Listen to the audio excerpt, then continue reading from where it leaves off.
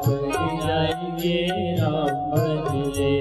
हे राम भज ले, हरि का नाम भज ले, हे राम भज ले, हरि का नाम बस भजते रहो। कोई माया नहीं, कोई काया नहीं, कुछ भी अभिमतता ना रहे। छूटने वाला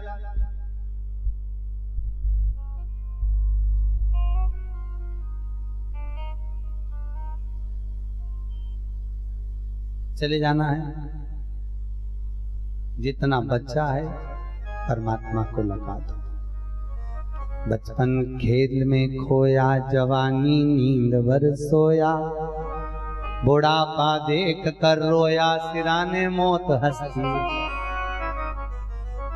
मृत्यु भी हंसेगी तुमको देखकर। पूरी जिंदगी कमाने में लगा रिया, आ गया बुढ़ापा, शरीर साथ नहीं दे रही और पलंग पे पड़े हो, खटिया पे पड़े हो, कोई काम के नहीं रहे हो, फिर भूल रहा कहा आएगा मेरा द्वापर में मेरा इष्ट तेरी भुजाएं काट कर जाएगा। जिन भुजाओं का तुझे अभिमान आया है, तुम मुझसे कह रहा है युद्ध करने का, जिसने तुझे दिया तू उससे कर। होता है कर्मों का फल छुपा है क्या? अरे बोलो तो। भगवान कृष्ण के पिता वसुदेव जी महाराज को भी अपने कर्म का भोग भोगना पड़ा। लोग एक बेटे के मरने पर दुखी हो जाते हैं और उनके तो इतने पुत्र चले गए। कितने देखा जाए तो 8 ही का उनके पास में रहे। 7 पुत्र गए, 8वां भले जीवित रह गए, पर भोग तो भोगना पड़ा। कर्म का भोग क्यों भोगा? शिव महापुराण कह रही है भोगने का एक कारण था। वसुदेव जी महाराज पूर्व समय के कश्यप ऋषि थे, एक यज्ञ करा और शिव महापुराण में वर्णन आया। उस यज्ञ में ब्राह्मणों ने कहा जाओ गाय को लेकर आओ, गाय बांधना है। यज्ञ में बांधने के लिए गौ माता को लेने गए, वरुण के पास गए, वरुण से कहा गाय दे दो। वरुण कहने लगा गाय दे दूंगा, मना नहीं है, पर गाय के साथ में बछड़े भी लेकर जाओ, उसके बछिया भी लेकर जाओ। नहीं नहीं नहीं, हमें बछड़ा बछिया नहीं चाहिए, हमें तो गाय चाहिए। गौ मना कर दिया वरुण ने, हम नहीं दे सकते अकेली गाय। कश्यप ऋषि को क्रोध आया। कश्यप बाबा बोले हे वरुण, मेरे को यज्ञ करना है, जल्दी से गाय दे। वरुण ने मना कर दिया, अगर चाहिए गाय तो बछड़ा बछिया को लेकर जाओ, साथ में बच्चे लेके जाओ। नहीं, कश्यप ऋषि वापिस आ गए। ब्राह्मणों ने कहा कल का मुहूर्त आखिरी है, रात को गाय आ जाना चाहिए।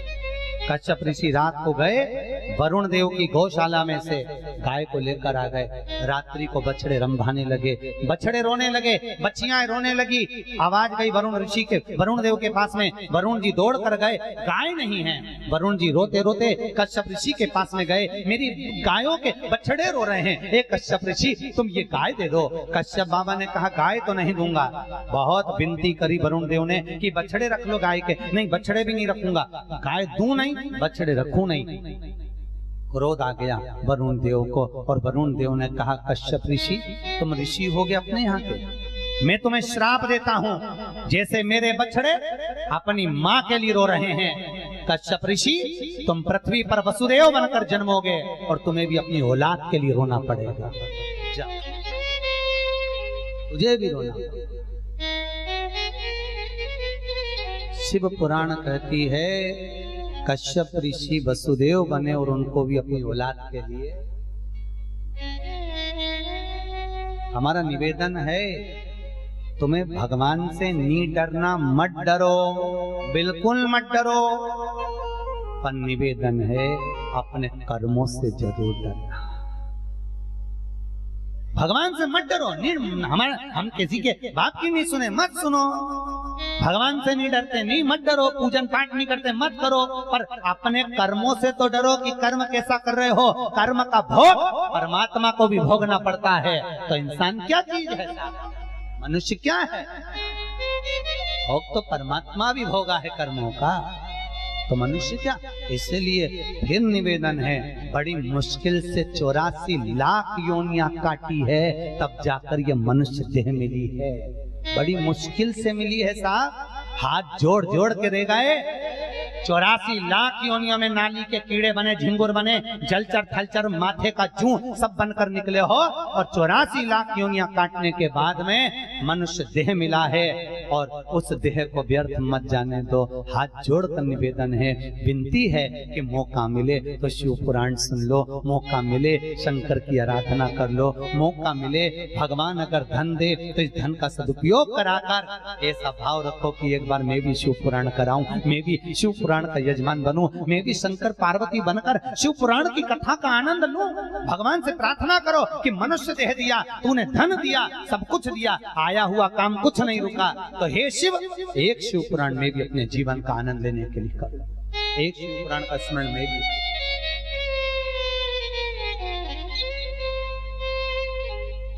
कितनी योनियां काटी है, कितनी योनियां, साहब जीव जीव बनकर तड़प तड़प के तड़प के तब आखिरी में विनती कर करके 84 लाख योनियां काटने के बाद अंतिम योनि में आए हो।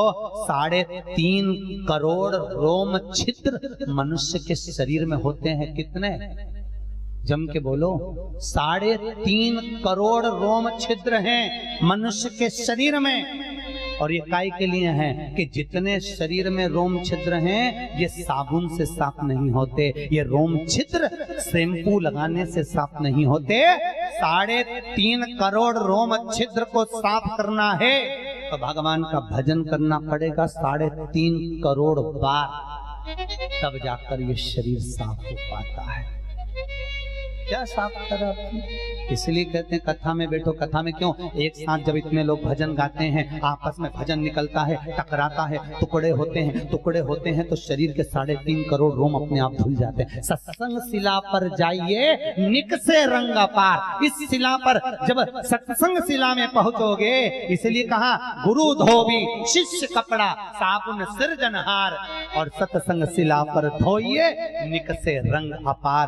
जब सत्संग शिला पर गुरु धोबी रूपी, अपने धोबी रूपी गुरु शिष्य रूपी कपड़े को धोता है सत्संग में बिठाकर, तो पूरा साफ कर फिर निकल कर बाहर भेजता है। आप सब भी वॉशिंग मशीन में बैठे हो,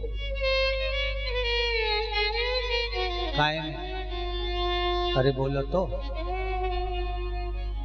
जो बाहर बैठे हैं उनसे निवेदन है कल प्रयास करना कि वॉशिंग मशीन के अंदर बैठे।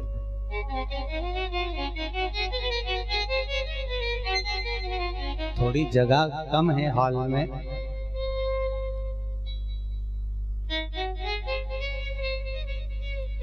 जगह जरूर कम है, पर आने वाले समय में कभी ये दूसरी बार गीता वाटिका में अगर शिव महापुराण कथा हुई, बोल रहे हैं लोग हुई, तो हम तो कहेंगे बाहर जो जगह है वहां करो तो ज्यादा से ज्यादा लोग बैठ सके। बेचारे ऐसे पूछे बैठी हैं। कई तो एक बार फंस गई तो उठ ही नहीं पा रही, 4 बार जाने का मन कर रहा तो भी नहीं चली। क्यों? जगह पे कोई बैठ गया तो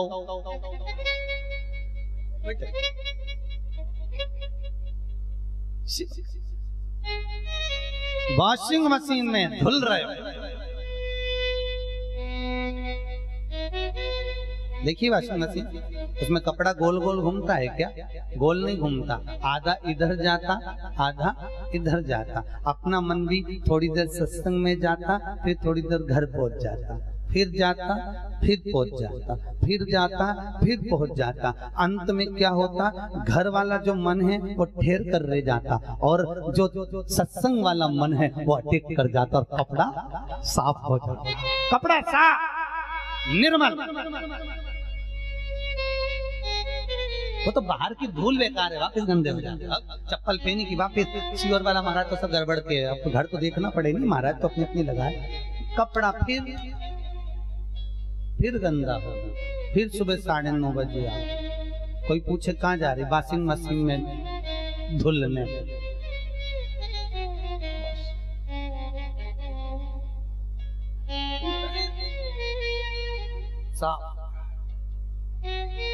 थोड़ी थोड़ी देर में वॉशिंग मशीन आवाज भी करती है, टे टे टे टे टे टे। जब कपड़ा धुल जाता है, पूरा समय पूरा हो जाता है, तब क्या आवाज आती है? टे टे आवाज करती है, उसमें से आवाज आने लगती। कोई साइलेंट कर दे वो बात उसे, बस बीच बीच में अपनी भी आवाज आती है। क्या आवाज आती है? हर हरा।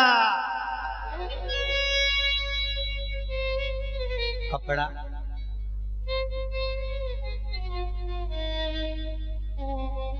चित्त धरी। बाणासुर को अभिमान आ गया, अहंकार आ गया, और वो अहंकार कहाँ लेकर गया? भगवान द्वापर में कृष्ण प्रगटे, और भगवान कृष्ण के प्रागट्य के बाद में कन्हैया जब प्रकट हो गए,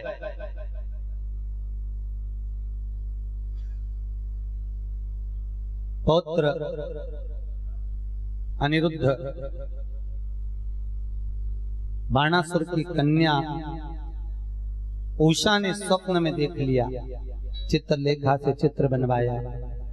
शिव महापुराण कहती है अनिरुद्ध को लेकर आई चित्रलेखा। अनिरुद्ध ने शिव जी की दी हुई ध्वजा खंडित कर दी। युद्ध होने की तैयारी हो गई। एक तरफ बाणासुर है, दूसरी तरफ कृष्ण है। भगवान शिव ने कहा था बाणासुर याद कर, तू मुझे बुलाएगा तो मैं तेरी ओर से युद्ध करने आऊं। बाणासुर ने सोचा मेरी इतनी भुजाएं कृष्ण क्या कर लेगा? ये ग्वाला धेनु चराने वाला जो कभी शस्त्र नहीं उठाया, बंसी बजाता रहा, वो क्या मेरे से युद्ध लड़ेगा? बस यही तो व्यक्ति की भूल हो जाती है कि किसी को हम बहुत छोटा समझ लेते हैं, किसी को हम हल्का समझ लेते हैं। पर शास्त्र कहता है एक दिन ऐसा आता है कि कहीं ना कहीं किसी न किसी रूप में घोड़े के भी दिन फिर जाते हैं और वहां मल्टी बन जाती है। आता है समय सबका।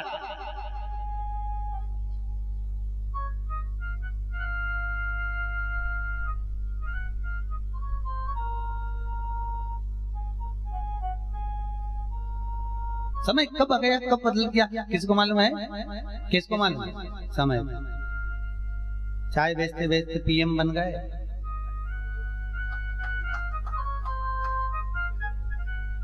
काहे मालूम है? समय का ठिकाना है। किसी को मालूम था? कोई सोचता था? जीवन का कोई ठिकाना नहीं है। समय कब पलटे, समय कब बदले, समय कब जावे, उसका भरोसा नहीं। काटे ये मारेगा मेरे को, धेनु चराने वाला, गांव में चराने वाला। भगवान अभी शंकर को नहीं बुलाया, अब भगवान कृष्ण ने बस चालू युद्ध प्रारंभ किया। भुजाओं पे भुजाएं बाणासुर की शिव के बर के अनुकूल कट कट कर गिरने लगी। बची दो ध्वजा, दो हस्त बचे। दौड़ा, हे भोले, हे शंकर, हे कैलाशी, हे विनाशी, हे शिव, तुम मेरी ओर से युद्ध करने आओ। भगवान शंकर आ गए। प्रभु इतनी देर से क्यों नहीं आए? बाणासुर बोला इतनी देर से क्यों नहीं आए? भगवान शंकर बोले तेरे से कहा था, तू बुलाएगा तो आऊंगा। एक व्यक्ति एक नाई की दुकान पर कटिंग करवाने गया। अब कटिंग करवाने गया तो कटिंग करवा रहा था, वहीं पर नाई के पास में फालतू की बात थी, वो तो लेके बैठ गया। पहले राजनीति की बात करी, नेता ऐसा कर रहे हैं, वो ऐसा कर रहे हैं, वो ऐसा कर रहे हैं, फिर कहीं की बात निकाल ली, किसी की उसकी बुराई करता रहा। नाई वो कटिंग करवा रहा था और दूसरे से बात करते जा रहा था, उससे बात करते करते, और वो बात करता जा रहा, ये बेचारा चुपचाप कटिंग करवा रही है, दाढ़ी बनवा रही है। इतने में फिर धर्म की बात निकल गई। धर्म की बात में निकली तो हाँ, नाई बोला कोई भगवान भगवान है क्या? जबरदस्ती की बात कहते। पंडित लोग तो फालतू के लगे रहते हैं, पंडितों के पास कोई काम नहीं, भगवान को ले लेके बैठ जाते हैं। कहाँ है भगवान? भगवान होता तो क्या इतना लोग भिखारी जैसे फिरते? भगवान सबको लाख लाख रुपए दे देता।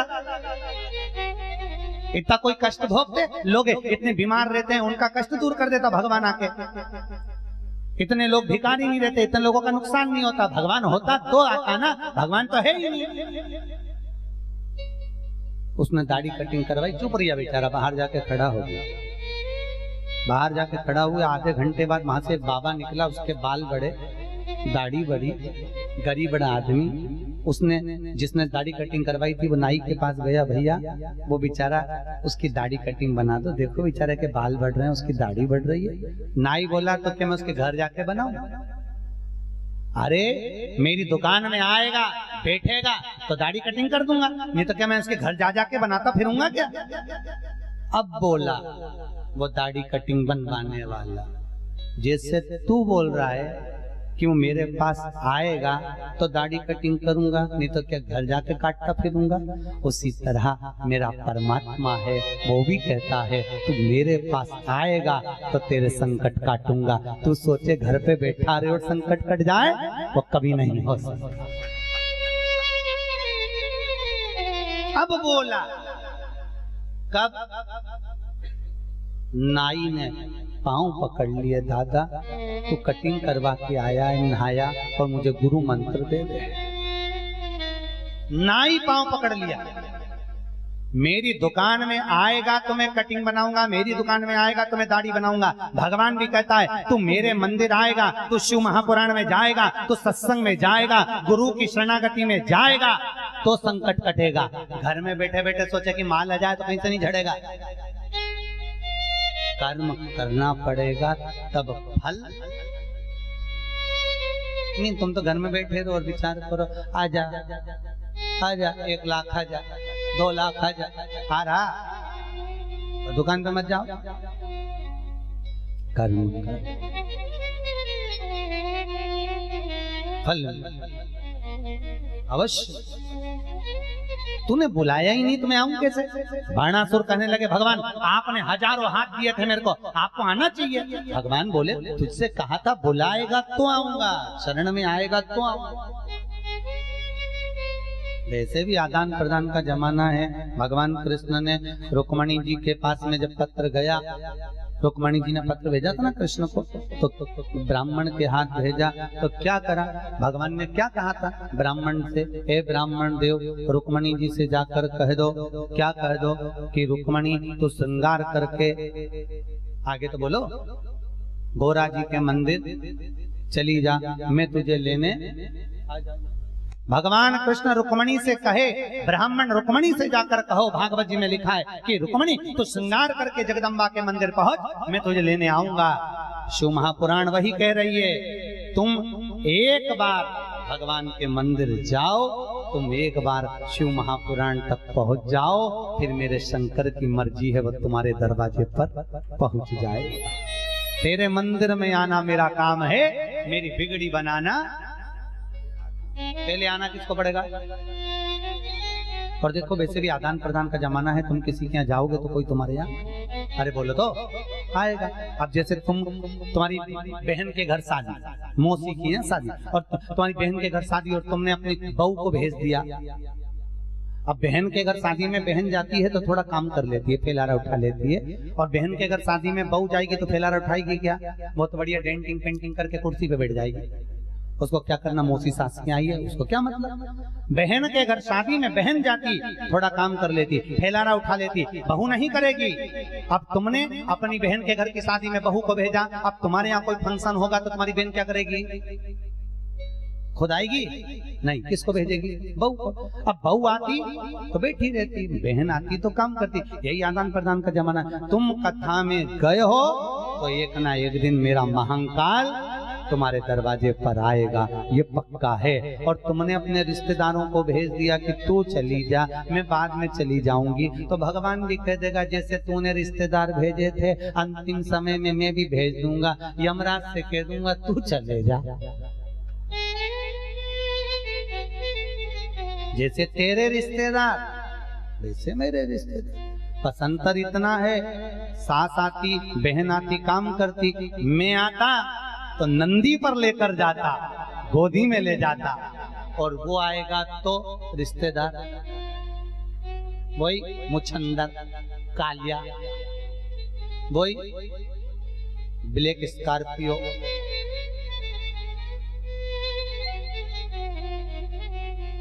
काय पे बैठता है? अरे बोलो तो, ब्लैक कलर की गाड़ी उसी के पास है, जैसा खुद वैसा वाहन। आएगा तो तुम क्या गोदी में ले जाएगा वो? अरे बोलो तो, आज तक कौन से पुराण में लिखा कि यमराज आया और गोदी में लेके गया? यहाँ लिखा है पर भागवत में कृष्ण आए, रुक्मणी को गोदी में ले गए, नरसिंह भगवान आए, प्रहलाद को गोदी में बिठाया, नारायण आए, ध्रुव जी को गोदी में बिठाया, यहाँ गोदी का चरित्र है, पर किसी पुराण में ये नहीं लिखा कि यमराज आया और गोदी में लेके गया। वो तो पाड़ा की पूंछड़ी से बांध के ले गया, ऐसा मारता मारता ले गया कि सारे नरकों में घुमाता घुमाता ले गया। सारी शॉपिंग करना भूल जाओगे गली गली की, जब वो नरक घुमाएगा, सारी शॉपिंग भूल जाओगे। और यमराज बनावे बंदी और काया हो गई गंदी, मेरे प्राण छूटे भोलेनाथ तो तू नंदी लेकर आ जाना। मेरे दीन बंधु भगवान रे नंदी पर चढ़कर, जब आए मरण का मौका कहीं हो ना जाए धोखा, मेरी सैया छूटे भोलेनाथ तो तू नैया लेकर, बोलो तो आ जाना। जब तन में उठेगी ज्वाला कोई पास न आने वाला, अंतिम समय चिता पर जल रहे होगे। जब तन में उठेगी ज्वाला कोई पास न आने वाला, भक्तों की सुन के पुकार रे तू नंदी ले। जब घोड़ा मिले ना गाड़ी, हो सके तुम्हारे पास कोई साधन नहीं हो अंतिम समय में आने का, नंदी कहीं घूमने चले गया हो तो इंतजार में लगे रहे हो, इतने में आ गया ब्लैक स्कॉर्पियो वाला। फिर निवेदन है, ना घोड़ा मिले ना गाड़ी चलने की हो तैयारी, मेरे प्राण छूटे भोलेनाथ तो तू नंदी लेकर। इंतजार ना करिएगा,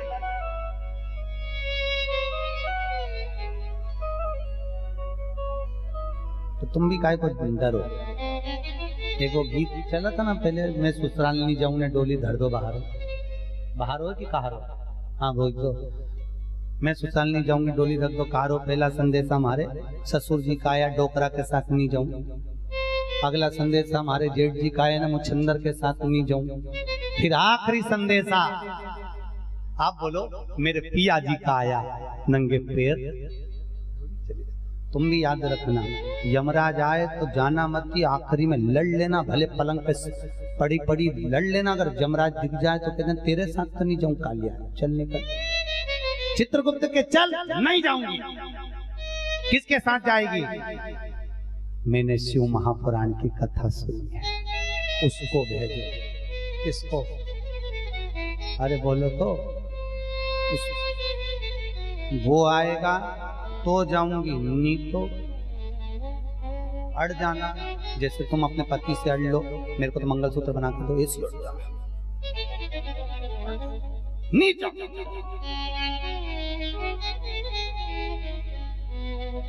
तू ही आना रे भोलेनाथ के मन्ने लेने, तू ही आना। बस तेरा इंतजार है, तेरी बाट जाऊंगी, तेरा इंतजार करूंगी, तू आ और मुझे लेकर जा। सत्यम शिवम सुंदर, मेरे जीवन का सबसे बड़ा सुंदर पद ही वो होगा जब मेरा शिव सत्य के साथ। नहीं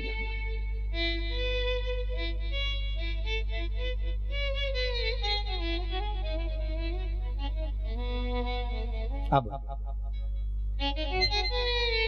भगवान बोले तुझे बुलाना तो था, आ जाता। नहीं प्रभु, एक काम करो, युद्ध करने चलो। बाणासुर के कहने पर शिव युद्ध के मैदान में आए हैं और सामने शंकर उधर कृष्ण। शिव के इष्ट हैं कृष्ण और कृष्ण के इष्ट हैं। क्या करें, कैसे मारे? भगवान शंकर ने कन्हैया को देखा, आज कृष्ण जो रथ लेकर युद्ध करने आए थे वो रथ अर्जुन का था और अर्जुन के रथ पर ध्वजा में कौन बैठे हैं? हनुमान। तो भगवान शंकर ने कन्हैया को इशारा करा। भगवान कृष्ण ने इशारे में पूछा, नाथ क्या कहना चाह रहे हो? भगवान शंकर कन्हैया नीचे उतर कर देखे कि ध्वजा में हनुमान है। कृष्ण जान गए यहाँ भी शिव है और वहां भी रुद्र अवतार हनुमान जी, यहां भी शंकर वहां भी शंकर। भगवान कृष्ण ने हनुमान जी को नीचे बुलाया। अर्जुन की ध्वजा में हनुमान थे, अर्जुन के रथ की ध्वजा में बिठाने वाला कौन था? उसको ध्वजा में किसने बिठाया था? अर्जुन की ध्वजा में हनुमान जी को बिठाया किसने था? कौन ने बिठाया? श्रीमद् भागवत कहती है, एक बार जब अर्जुन धनुषकोटि तीर्थ गए तो वहां अर्जुन ने देखा एक बंदर बैठा हुआ था। अर्जुन ने पूछा, हे बानर ये बता ये सेतु किसने बांधा? हनुमान जी बोले हमने बांधा। बंदर बोले हनुमान बानर हमने बांधा।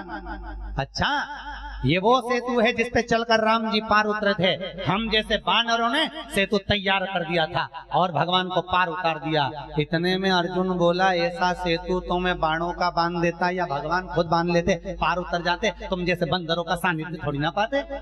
इतने में हनुमान बोले, अच्छा तू बाणों का सेतु बांध सकता है? हाँ बांध सकता हूँ। और अगर तूने बाणों का सेतु बांधा और मैंने पांव रख के तोड़ दिया तो?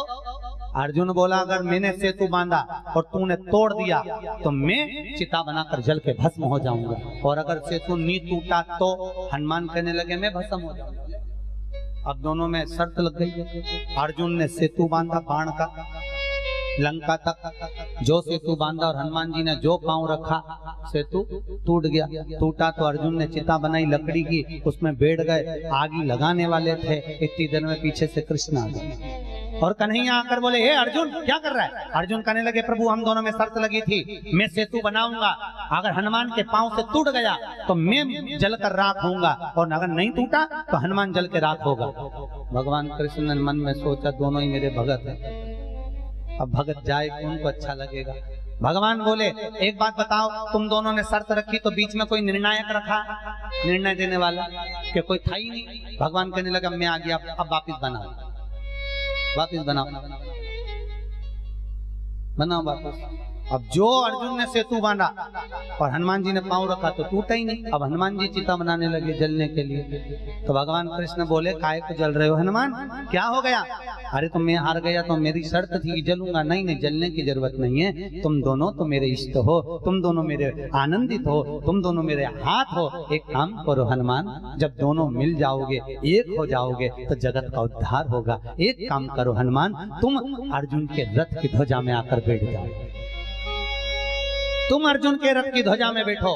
भगवान कृष्ण ने हनुमान को अर्जुन की रथ की ध्वजा में लाकर बिठा दिया। आज रथ जो लेकर आए हैं वो अर्जुन का है। तो भगवान को याद आ गया, ध्वजा में कौन बैठा है? हनुमान। भगवान नीचे उतरे, इशारा करा, भोलेनाथ कूदो, भोलेनाथ कूदो, आइए नीचे। हनुमान जी कूद कर नीचे आए। बोलो प्रभु क्या क्या है? भगवान कहने लगे, एक काम करो, शिव जी का इशारा हुआ है, रथ का पहिया तोड़ना है, तुम भंवरा बनकर जाओ। जहां पर रथ के पहिए में कीला लगा होता है, कीले वाले छेद में से प्रवेश कर जाओ, पूरे पहिए को खोखला कर दो। जैसे ही बाणासुर कहेगा आक्रमण, पहिया टूट जाएगा, पहिया टूटेगा, रथ खंडित हो जाएगा, और बाद में मैं युद्ध शंकर जी नहीं लड़ेंगे, क्योंकि वचन ये दिया था कि रथ का पहिया खंडित हुआ कि युद्ध नहीं लड़ूंगा। हनुमान जी ने जाकर रथ के पहिए को खोखला कर दिया। इधर से बाणासुर बोला आक्रमण, जैसे ही आक्रमण करा शिव जी ने रथ दौड़ाया, दौड़ाते से पहिया टूट, पहिया टूटते से भगवान शंकर बोले, बाणासुर अब मैं युद्ध नहीं लड़ूंगा। बाणासुर बोले, नाथ आप नहीं लड़ो तो मैं भी नहीं लड़ूं। मैं चरणों में पड़ा हूं प्रभु, गलती हो गई, मैंने आपसे आकर कह दिया था कि युद्ध करने वाला भेजो। जिसने हाथ दिया, जिसने धन दिया, जिसने दौलत दी, जिसने संपदा दी, जिसने सत्ता दी, उसी को बखान दिया। मुझसे गलती हो गई नाथ, मुझे क्षमा कर दो। भगवान ने कहा ठीक है बाणासुर, ठीक है, एक काम करो, तुम अपनी बेटी का विवाह कृष्ण के पौत्र अनिरुद्ध के साथ कर दो। भगवान शंकर ने संबंध जुड़वाया।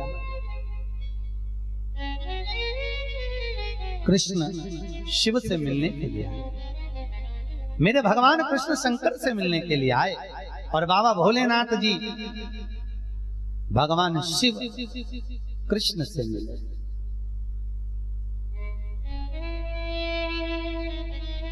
उस युद्ध के मैदान में पहली बार भगवान शंकर ने अपनी बेलपत्र अपनी जटा में से निकालकर भगवान कृष्ण को समर्पित करी, और भगवान कृष्ण ने अपना हृदय से तुलसी का दल निकालकर शिव को समर्पित करा। वही दिन हिंदू धर्म में वैकुंठ चतुर्दशी का दिन, हरिहर मिलन का दिन हो गया, जिस दिन शिव को साल भर में एक बार तुलसी आती है और ठाकुर जी को साल में एक बार बेलपत्र आता है। कौन सा दिन? वैकुंठ चतुर्दशी। आपको कहा ये तुलसी और बेलपत्र शहद की शीशी में रख लो, 1 महीने तक बच्चे को चटाओ, बच्चा विद्वान हो जाता है, पढ़ने में होशियार, कभी जीवन में फेल नहीं हो सकता। अव्वल वैकुंठ चतुर्दशी का बेलपत्र और तुलसी बड़ी काम की। हरिहर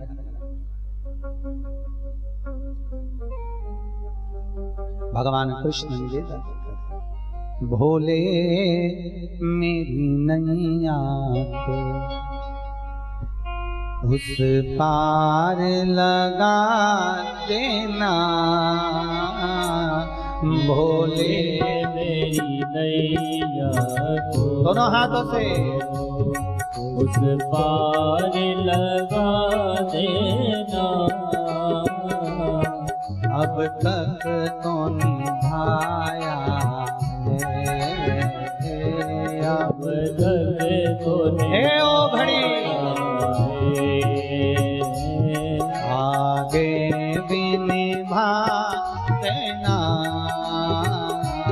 अब तक तो निभाया है। भोले शंकर कैलाशी अविनाशी दोनों दोनों हाथों से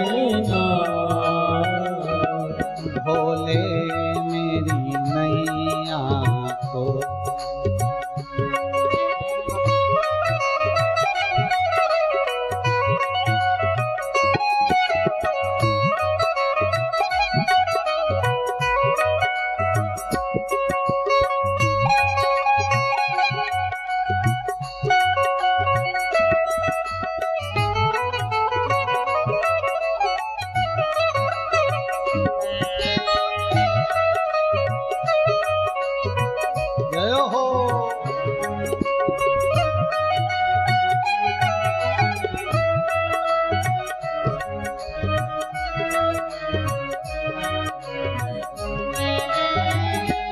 तुम शंख बजा करके दुनिया को जगाते हो, तुम डमरू बजा करके दुनिया को जगाते हो, डमरू की मधुर धुन पे सजमार्ग दिखाते हो, डमरू की मधुर धुन पे सजमार्ग दिखाते हो, मूरख अज्ञानी हो, मूरख अज्ञानी मेरे अवगुण मिटा मूरख अज्ञानी मेरे अवगुण मिटाए भोले मेरी नैया को भोले मेरी नैया को उस पार लगा देना भोले मेरी नैया। हे ओ घड़ी है शिव है दातार है शंकर उस पार लगा देना मेरी नैया को।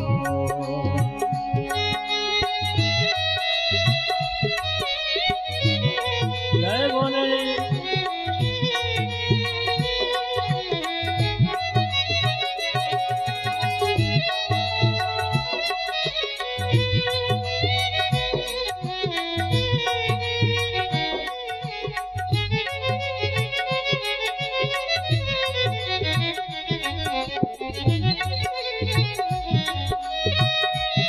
ताली से बाजे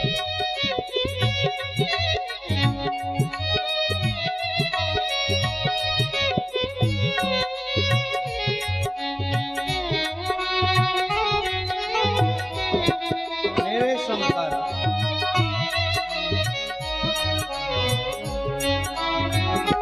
तूफान ने घेरा है चहोर अंधेरा है।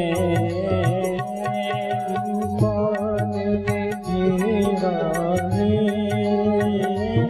चहुओर अंधेरा है तूफान ने घेरा है चहोर अंधेरा है। तूफान ने घेरा है चहुओर अंधेरा है जगदम्बा के स्वामी देवादि देव नमामि।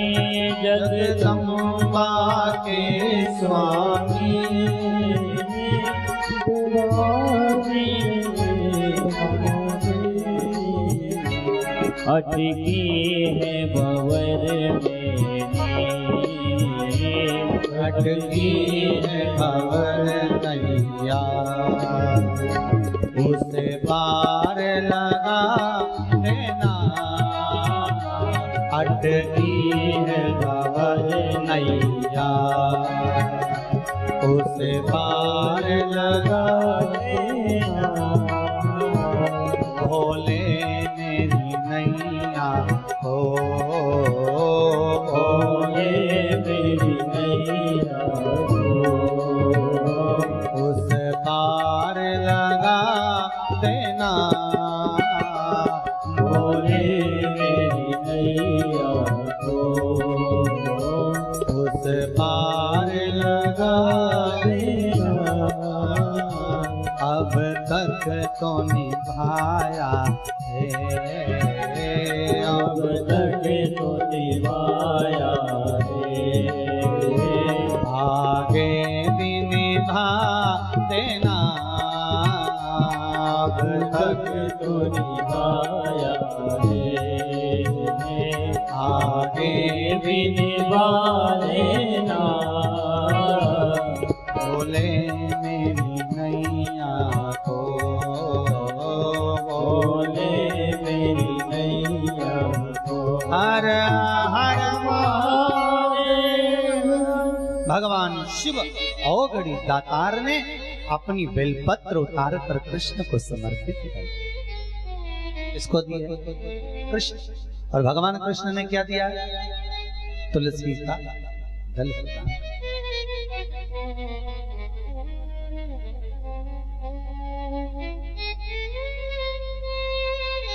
प्रियता में प्रिय तुलसी का दल भगवान ने दिया स्वीकार किया आगे चरित्र आया माता पार्वती जी ने भगवान शिव से निवेदन करा हे भोलेनाथ हे त्रिकालदर्शी हे कैलाशी हे अविनाशी भगवान बोले क्या बात है जगदम्बा, तुम क्या चाहती हो बोलो। पार्वती जी बोली प्रभु मैंने निवेदन करा था, जब विनायक का सिर कट गया था ना तो मैंने विनती करी थी गंगा महारानी से। क्या विनती करी थी कि मेरा अगर बेटा जीवित हो जाएगा, इसका शीश लग जाएगा, और अगर ये जीवित हो गया तो मैं 1.25 लाख दीप का दान करूंगी, मैं दिए दान करूंगी। अच्छा तो चलो आप मेरे साथ। भगवान बोले मेरे सिर में तो गंगा है, मेरे सामने दिया लगा दे, लग गया। देखो कितना भी अच्छा विद्वान क्यों ना हो, एक अपनी पत्नी को, एक अपने पड़ोसी को जिंदगी में नहीं समझा सकता, जिंदगी में नहीं। घर में पति पंडित क्यों नहीं समझा सकता? क्योंकि कई बार ब्राह्मण जन, विद्वान जन भी ऐसे होते हैं ना, वो पत्नियों को सब बताकर सारा गड़बड़ कर देते हैं। एक महाराज जी प्रवचन दे रहे थे और प्रवचन देते देते उन्होंने बोल दिया चतुर्मास में 4 महीना बैंगन नहीं खाना चाहिए। आज प्रवचन में पत्नी भी आई थी, घर गई, बैंगन रखे थे उठा के नल्ली में डाली, पति आया ला भोजन दे, पत्नी ने मूंग की दाल और रोटी दे दी। क्यों? 60 रुपए किलो बैंगन ला के रखे थे मैंने कल, कहां गए? पत्नी बोली तुम ही तो बोले थे वहां कथा में 4 महीना चतुर्मास में बैंगन नहीं खाना चाहिए, मैं नल्ली में डाली। पति बोला अरे ओ भागवंती, अरे चौकी की कथा चूल्हे तक क्यों लाई? अरे ओ तेरे हाथ जो,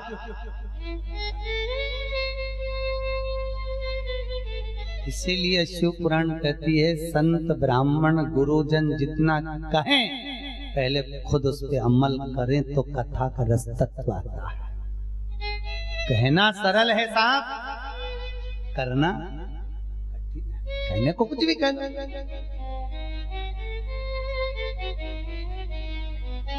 इसीलिए तो कहते हैं 5 कार सुधर जाएं तो मेरा राष्ट्र सुधर गया। कितने कार? जम के बोलो जरा। 5 कार सुधर जाएं तो राष्ट्र सुधर गया। पहले नंबर पर कलाकार, जो नए नए नाटक और फिल्मों का निर्माण कर रहे हैं, बच्चों को अश्लील वस्त्र पहना रहे हैं, अच्छे अच्छे फिल्म बनाए, अच्छे अच्छे नाटक बनाए, पूरे पूरे वस्त्र पहनाए, तो राष्ट्र को सुधरने में देरी नहीं लगेगी। पहले नंबर पर सुधरे कलाकार, दूसरे नंबर पर सुधरे नीतिकार, राष्ट्र के राजनेता अगर सुधर जाएं तो राष्ट्र को सुधरने में देरी नहीं लगेगी। तीसरे नंबर पर है पत्रकार, पत्रकार सुधर जाएं, अच्छी अच्छी बातें अखबार में मैगजीनों में छापें तो राष्ट्र को संवरने में देरी नहीं लगेगी। चौथे नंबर पर है सलाहकार, जो तुम्हें नई नई सलाहें देते हैं, धागे से ऐसा करवाया, नई नई सलाह देने वाले सलाहकार सुधर जाएं तो राष्ट्र को सुधरने में देरी नहीं लगेगी। और 5वें नंबर पर है कथाकार, जितनी बात कहते हैं वो खुद भी अमल करें तो राष्ट्र को सुधारने में देरी नहीं लगेगी। मात्र ये 5 कार सुधर जाएं। पहले नंबर पर कलाकार, दूसरे नंबर पर नीतिकार, तीसरे नंबर पर पत्रकार, चौथे नंबर पर सलाहकार और 5वें नंबर पर कथाकार। आज के जमाने में ऐसे ऐसे कथाकार हो गए, बोलते तो बहुत हैं पर खुद पर अमल रत्ती भर का नहीं कर।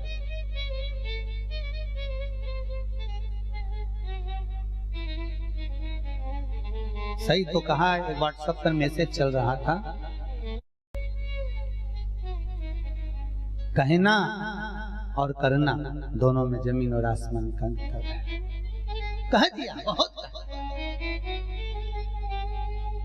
थोड़ा अपने कर्म के अनुकूल भी हो तो श्रेष्ठता होती है। कई कई लोग मांग रहे, गौ माता के नाम से मांग लिया, इसके नाम से मांग लिया, मालूम पड़े गाय को एक रत्ती चारा नहीं दिया, खुद के भोग में लगा दिया। तो शिव महापुराण में तो कितनी सुंदर बात लिखी है कि ब्राह्मण मंदिर में आरती करता है और आरती की थाली में जो रुपया चढ़ता है वो ब्राह्मण भी स्वयं भोग नहीं कर सकता, इसलिए उस आरती के पैसे को भी गाय में लगाना पड़ता है।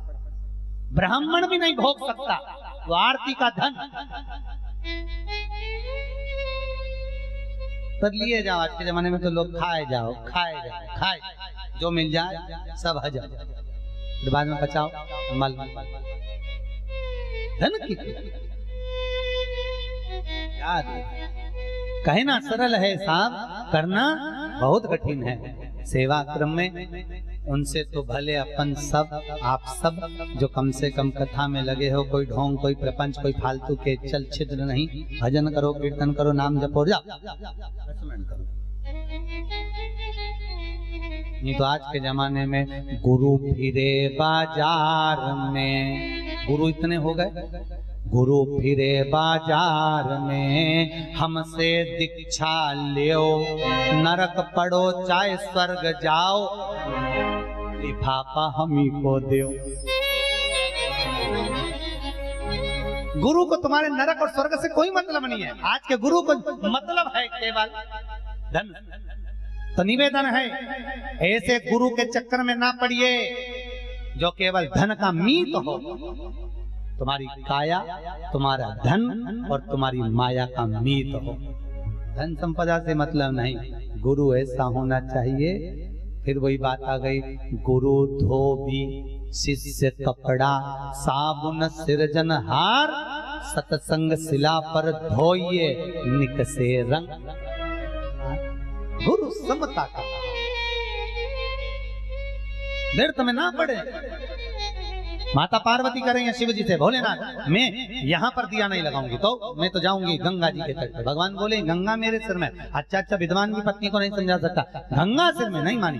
आटे के दिए बनाए 1.25 लाख, गणेश जी को लेके चली गई। शंकर भगवान से कहा तुम दिया लगा कर दो, भोलेनाथ जी दिया लगा कर दे। गणेश जी को पीछे बिठाया, दिया लगाया, पार्वती को दिया, पार्वती जी ने गंगा जी में छोड़ा, गंगा जी में बहता बहता पीछे आया। गणेश जी खसकते खसकते आगे चले गए, घाट पे पांव रख के बैठ गए। जैसे दिया बहकर आता, गणेश जी सूंड से पकड़ के वापस रख लेते। दिया बहता, गणेश जी पकड़ पकड़ के ढेर लगाते जाते। 2 घंटा हो गया। शंकर भगवान बोले माता पार्वती से, पार्वती क्या बात है? पार्वती बोली प्रभु 2 घंटे से दिया दान कर रही हूँ, दिया खत्म ही नहीं हो रहा, समाप्ति नहीं हो रहा, बढ़ते ही चले जा रहा। शंकर भगवान बोले एक बार नारायण बोल रहे थे दान करने से खूब बढ़ता है, इसलिए बढ़ रहा है, तू जल्दी जल्दी छोड़। अब इनको क्या मालूम, दादा पीछे बैठे पकड़ रहा है, ये और छोड़ते जाए, वो और पकड़ते जाए। थोड़ी देर बाद गणेश जी की सूंड शंकर जी के पांव के पास दिखी। शंकर जी ने कहा पार्वती तू बोल रही दिया बढ़ रहा है, ये पकड़ रहा है। पार्वती गणेश के पास गई, गणेश यहाँ, ओ गणेश ये क्या कर रहा है? गणेश जी बोले मैया ये सारे के सारे बह कर जा रहे थे ना, मैंने इनको पकड़ पकड़ के किनारा दे दिया। इतने में पार्वती जी बोली बेटा गणेश, इस भव सागर में, संसार सागर में कितने बह कर जा रहे हैं, तो किस किस को पकड़ कर किनारा देगा? गणेश जी कहते हैं मैया जो एक बार शिव महापुराण की कथा में आ गया उसका तुम्हें हाथ पकड़ कर किनारा दे दूंगा, और जो पीछे से निकल गया वो बाद में डूब गया। एक बार जो शिव महापुराण की कथा में पहुंच गया, जिसने एक बार अपने जीवन में शिव पुराण को सुन लिया, जिसने एक बार जीवन में शिव महापुराण करवा ली, मेरे गणेश उसका हाथ पकड़कर उसको भव सागर से पार कर देते हैं, पार कर दिए। धन्य है आप सब जो शिव महापुराण की कथा सुन रहे हैं। अब चिंता मत करना, तुम्हें पार कौन करेगा? बोलो तो, सूंड सुंडाला नयन विशाला, पार करने वाला वो मेरा गणेश है। अकेले नहीं आता है, अपनी रिद्धि सिद्धि तुष्टि पुष्टि श्री सबको लेकर आता है। थप्पे से बैठता है, थप्पे से उठूंगा नहीं, यहाँ तुम्हारी बहुओं को छोड़कर जाऊंगा, रिद्धि सिद्धि को अगर मैं भी गया तुम्हारी देख रेख करने। ऐसा गणेश है। आज गणेश जी की बाल लीलाओं पर ही कथा को यहाँ विराम देते हुए करस्पान में कल विवाह करेंगे गणेश जी का, धूमधाम से आनंद लेंगे। आगे के चरित्रों का कल हनुमान चरित्र भी चलेगा, सुंदर लीलाओं का प्रसंग चलेगा। आज की कथा को यहीं विराम देते हुए अभी आरती का क्रम प्रारंभ होगा। आरती के बाद में आप सभी लोग, आज वो गोवर्धन पूजन, कथा के बाद में श्री गिरिराज जी का भोग लग रहा है और आप सबको महाप्रसाद पाकर ही जाना है। तो कथा का रसपान कर कर महाप्रसादी ग्रहण कर कर फिर अपन लोग आनंद लेंगे। कल रिद्धि सिद्धि को ब्याह होगा। अपनी अड़ोसन पड़ोसन पीछे वाली धड़ोसन सबको लेकर ब्याह में पधार जो। अच्छी अच्छी साड़ी माड़ी पहन के पधार जो ब्याह में जा रहे हो रिद्धि सिद्धि का। तो बड़े प्रेम से कथा में आनंद लेंगे रिद्धि सिद्धि के ब्याह का।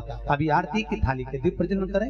आरती के बाद सब लोग महाप्रसादी ग्रहण करके जाएंगे। बोल काशी विश्वनाथ भगवान की जय। शिवा ओंकारा बोले भज शिव ओंकारा, ब्रह्मा विष्णु सदाशिव, बोले बोले नाथ महाशिव। हरिदा की धारा ओम हर हर हर महादेव। एकानन चतुरानन पंचानन राधे हो। बोले पंचानन राधे। हंसासन गरुड़ासन हंसासन गरुड़ासन, बस वाहन साजे। ओम हर हर हर महादेव। तू बुझ चार चतुर्भुज दस भुज अति सोए ओ हो। बोले दस भुज अति सोए। तीनों रूप निरखता तीनों रूप निरखता, त्रिभुवन जन मोहे। ओम हर हर हर महादेव। अक्षमाला वनमाला कुंडमाला धारी ओ बोले माला धारी। त्रिपुरारी कंसारी त्रिपुरारी कंसारी, वरमाला धारी। ओम हर हर हर महादेव। सीतांबर पीतांबर बागांबर आगे हो। बोले गागा बरे आगे। सनकादिक ब्रह्मादिक कनकादिक ब्रह्मादिक, भूतादिक संके। ओम हर हर हर महादेव। कर में श्रेष्ठ कमंडल जागृति चुल धरता हो। बोले जागत चुल धरता, जग करता जग हरता जग करता जग हरता, जग पालन करता। ओम हर हर हर महादेव। काशी में विश्वनाथ विराज नंदी ब्रह्मचारी ओ हो। बोले नाती ब्रह्मचारी। नित उठ भोग लगावत रुचि रुचि भोग लगावत, महिमा अति भारी। ओम हर हर हर महादेव। ब्रह्मा विष्णु सदाशिव जानत अविवेका ओ हो। बोले जानत अविवेका, प्रणवाक्षर के मध्य ओम अक्षर के मध्य, यह तीनों एका। ओम हर हर हर महादेव। त्रिगुण स्वामी जी की आरती जो कोई नर गावे ओ हो। बोले जो कोई नर गावे, कहते दीवानक स्वामी जपत हरावर स्वामी। मनवांचित फल पावे। ओम हरे हरे हर महादेव। जय शिव ओंकारा हो। बोले भज शिव ओंकार। उसी में पार्वती का प्यारा, उसी में ऊपर जलधारा, उसी में ओढ़े मन चारा, उसी में भागती अनवाना, उसी में तीन नयन वाला, उसी में एक नयन वाला। ओ बोला वासन प्रतिपाला, ओ बोला मैं तो यम दाता। ब्रह्मा विष्णु सदाशिव बोले बोले नाथ महादेव। हरिदास धारा। ओम हर हर हर महादेव। कर्पूर घोरम करुणावतारम संसार सारम मुनीतराम। सदा वसंतम नित्यानंद भव भवानी जयं नमामि। भव वै राम नारायणं कृष्ण दामोदरम वासुदेव परे श्रीधरम माधवम गोपिका वल्लभम जानकी नायकं श्री रामचंद्रम जानकी नायकं श्री रामचंद्रम हरि ओम देवस्थानि धर्माणि प्रथमान्यासन्नाति हनाकं महिमानः सचन्दयत पूर्वे साध्याः शान्तिदेवाः हरि ओम् एकदन्ताय विद्महे वक्रतुण्डाय धीमहि तन्नो दन्ती प्रचोदयात् हरि ओम् कात्यायनी च विद्महे कन्याकुमारी च धीमहि तन्नो देवी प्रचोदयात् हरि ओम् नन्दनन्दनाय विद्महे राधाप्रियाय च धीमहि तन्नो कृष्णा प्रचोदयात् हरि ओम् तत्पुरुषाय विद्महे महादेवाय धीमहि तन्नो रुद्रा प्रचोदयात्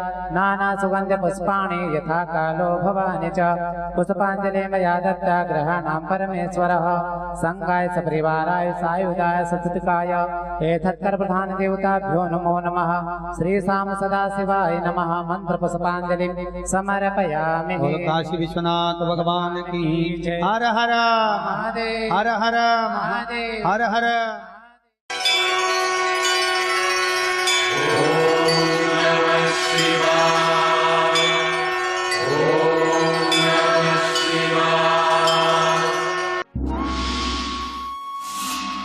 कल्लू जी ठाकुर जी तुलसा जी के विवाह के उपलक्ष्य में कार्तिक के पावन महीने में विशाल 108 श्रीमद् भागवत कथा का आयोजन पूज्य गुरुदेव पंडित श्री प्रदीप जी मिश्रा की जन्मस्थली सीहोर मध्य प्रदेश में दिनांक 14 से 20 नवंबर 2018 को किया जा रहा है। अतः इस पुनीत पावन भगवान के विवाह के उपलक्ष्य में आप भागवत पोथी बिठा सकते हैं एवं भगवान के विवाह में सम्मिलित होने का पावन अवसर पा सकते हैं। आप सह परिवार अवश्य पधारें। संपर्क सूत्र हैं 9893825777 700071299299 99933299923।